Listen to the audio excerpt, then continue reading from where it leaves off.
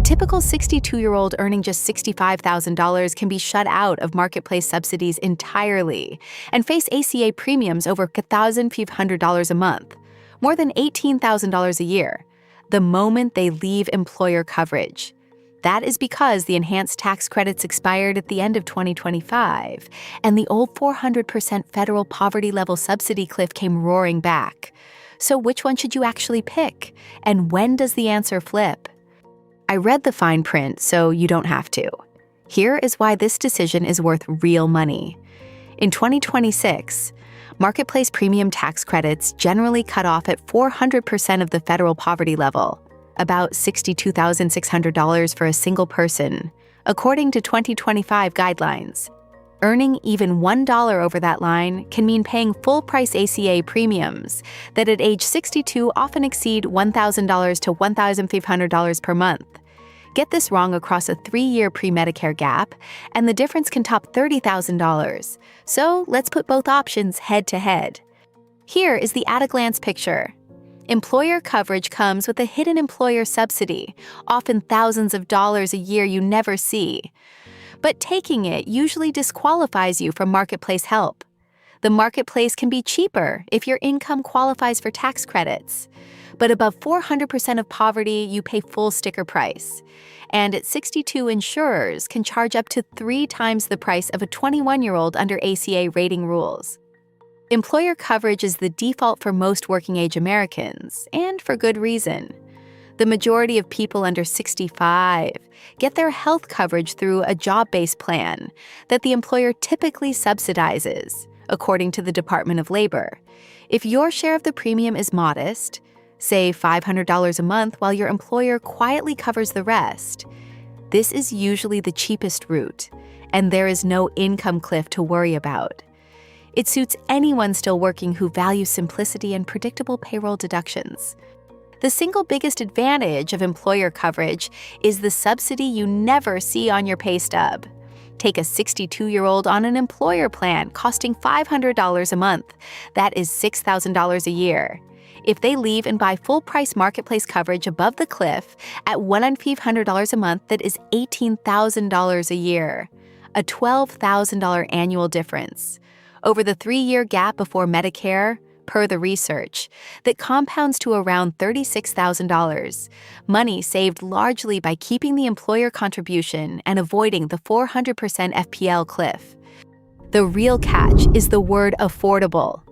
Under IRS and Department of Labor rules, family coverage counts as affordable when the employee's premium for the lowest cost family plan stays under 9.12% of household income. And if it does, you are barred from marketplace tax credits entirely, even if it feels expensive. Worse, in 2026, high-deductible plans can carry out-of-pocket caps as high as $8,500 for individuals and $17,000 for families. So a bad health year on the wrong employer plan can still drain you. The marketplace is the escape hatch, but only for the right person. It suits anyone whose employer offers no coverage at all, or whose job plan fails the affordability and minimum value tests, according to KFF. Below 400% of the federal poverty level, about $62,600 for a single person in 2026, premium tax credits can slash your costs dramatically. You also get real choice across metal tiers, from bronze to gold, letting you tune premiums against deductibles in a way most employer plans never allow. Here is where the marketplace can genuinely win. Worst-case math. Using the triage cancer formula, premium times 12 plus the out-of-pocket maximum. A gold family plan at $450 a month with an $8,000 out-of-pocket cap tops, out at $13,000 at $400 in a catastrophic year. Compare that to a high out-of-pocket employer plan at $7,200 in premiums, plus a $17,000 cap, which tops out at $24,200. That is a $2,800 difference in the worst case, purely from better plan design. The marketplace's real catch is brutal for older buyers above the cliff. Cross 400% of poverty by a single dollar, and you lose every penny of tax credit. That is the cliff that returned for 2026. On top of that, ACA rating rules let insurers charge a 62-year-old up to 3 times what a 21-year-old pays. So benchmark silver premiums for that age often top $1,000 and can exceed $2,500 a month in some rating areas. For an early retiree with income just over the line, that is the difference between manageable and $18,000 a year. Round by round on cost and access. On premium, the employer example wins hands down, $6,000 a year versus $18,000 at full price for that 62-year-old. On subsidy eligibility, the marketplace takes it, because employer coverage that is deemed affordable locks you out of tax credits altogether. But on cliff risk, employer coverage wins again. There is no income threshold that can suddenly triple your bill. So far, it is 3 rounds to 1 in favor of the employer plan for this working age example. Now, plan design, where the marketplace fights back. On worst-case annual cost, the Gold Marketplace example caps at $13,400 versus $24,200 on a high out-of-pocket employer plan. A clear marketplace win. The 2026 out-of-pocket ceilings run as high as $17,000 for families, and employer plans often sit near that top.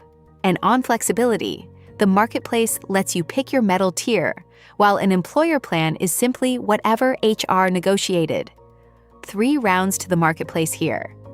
Tally up the scorecard and it is genuinely close. 4 rounds to the employer plan on premium, cliff protection, and the affordability default, against 3 for the marketplace on worst-case cost, subsidies, and flexibility. That tells you the answer isn't universal. Before I get to the verdict, which flips completely for one specific group, here is the single number that decides it for most people. The one number that decides it for most people is 400% of the federal poverty level, roughly $6,600 for a single person in 2026, according to KFF. Below that line, marketplace subsidies are on the table, and the math can favor the marketplace, especially if your employer offers no affordable plan. Above it, you pay full price, age rating bites, and employer coverage almost always wins. If this is useful, subscribe. The next breakdown is already coming. So the verdict is it depends, but the rule is clean. If you are still working and your employer covers a big share of the premium, the employer plan is usually the better fit. It is cheaper, and there is no cliff to fall off. If you have no employer offer, or you are an early retiree who can keep income under 400% of poverty, around $60,600 single, the marketplace with subsidies can save you real money and cap your worst case. The trap is being an early retiree just over that line. That is the $18,000 a year scenario. This is general information, not personal advice. Check the plan's summary of benefits, run your own numbers on healthcare.gov and the KFF calculator, and weigh your own circumstances. Here is your decision guide. Choose employer coverage if you are still working. Your employer's contribution is generous, or your income sits above 400% of poverty where subsidies vanish anyway. Choose the marketplace if your employer offers no coverage or fails the affordability test, if your income lands below the 400% FPL line, or if a gold tier plan gives you a lower worst-case ceiling. Whatever you do, calculate both worst-case totals, premium times 12 plus the out-of-pocket max, before you decide, because the sticker premium alone hides the real risk. Next, I'm breaking down exactly how to structure early retirement income through withdrawals, Social Security timing, and part-time work to stay under the 400% FPL cliff and unlock ACA subsidies instead of paying full price. If you want to catch that one, subscribe so you don't miss it. It is the move that can save an early retiree tens of thousands before Medicare kicks in.